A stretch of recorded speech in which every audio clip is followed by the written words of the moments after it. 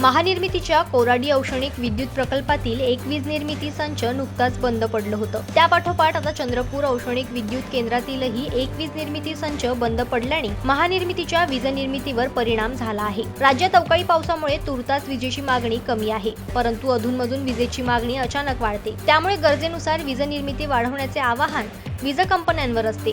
त्यातच महानिर्मितीच्या कोराडी औष्णिक विद्युत प्रकल्पातील 660 मेगावॅटचा वीज निर्मिती संच क्रमांक 8 हा बॉयलर ट्यूब लिकेजमुळे 14 मे रोजी बंद पडला होता। हा संच अद्यापही सुरू झाला नाही।